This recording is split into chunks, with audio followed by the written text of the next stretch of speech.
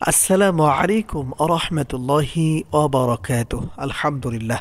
সম্মানিত দিনী ভাই ও বোনেরা, আজ আমি আপনাদেরকে শেখাতে চাই জুমার মসজিদের মাটির উপরে চারকুল পড়ে ফু দিলে কি হয়। আবারও বলছি, আজকের আলোচনার বিষয়বস্তু হচ্ছে মসজিদের মাটির উপরে চারকুল পড়ে ফু দিলে কি হয়। বিস্তারিত জানার জন্য আর এই বহু উপকারী আমলটা শিখে রাখার জন্য সম্পূর্ণ ভিডিওটি দেখার অনুরোধ থাকবে।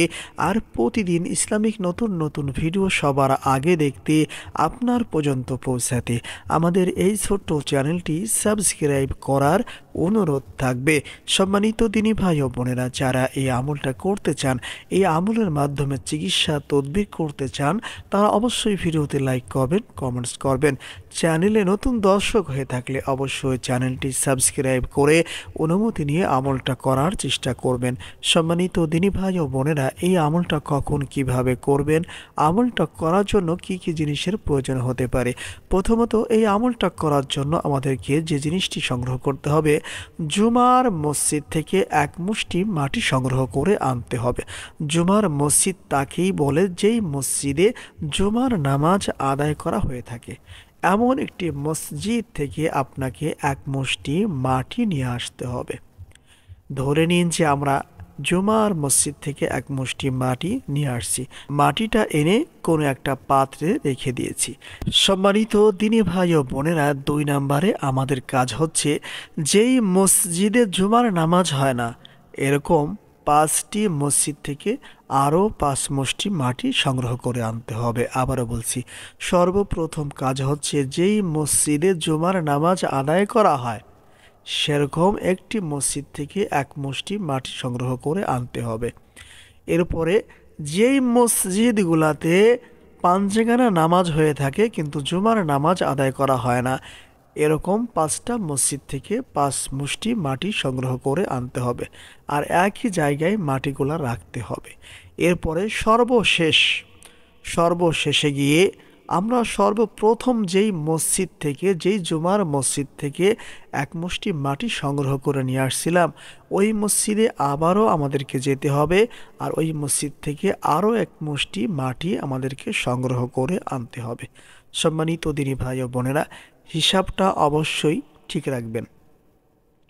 পাঞ্জেগানা 5টা মসজিদ থেকে 5 মুষ্টি মাটি আনতে হবে, আর যেই মসজিদে জুমার নামাজ আদায় করা হয় এমন একটা মসজিদ থেকে 2 মুষ্টি মাটি আনতে হবে।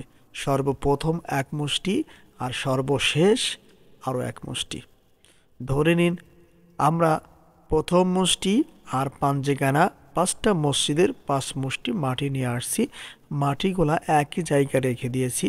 সর্বশেষ আবারও গিয়ে সেই জুমার মসজিদ থেকে আরও এক মুষ্টি মাটি নিয়ে আসছি।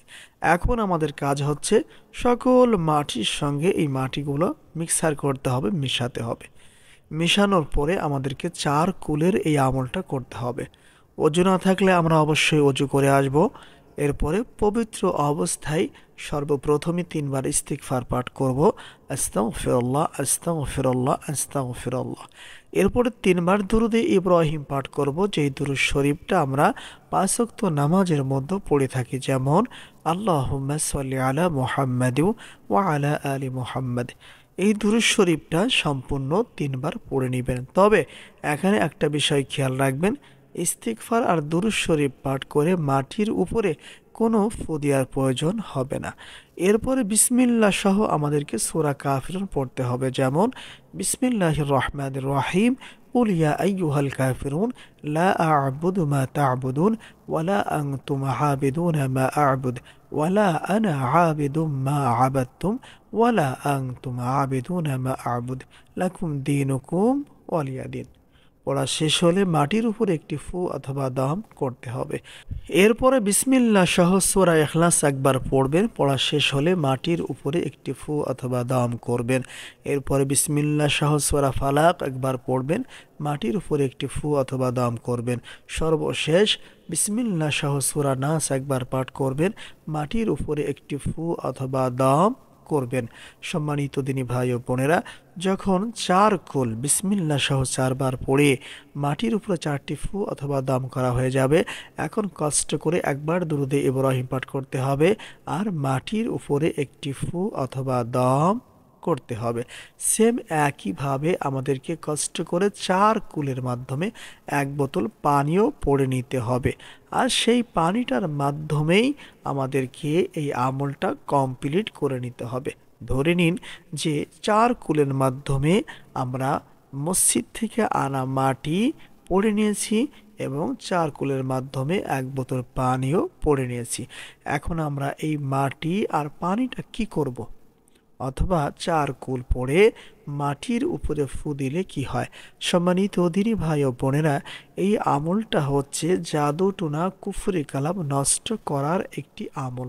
কোনো ব্যক্তি যদি সঠিকভাবে এই আমলটা আমার দেখানো পদ্ধতিতে করতে পারেন, আল্লাহ সুবহানাহু ওয়া তাআলা চাইলে মাত্র 3 দিনের মধ্যেই কুফরি কালাম সহ জাদু টোনা সব কিছু নষ্ট হয়ে যাবে ইনশাআল্লাহ।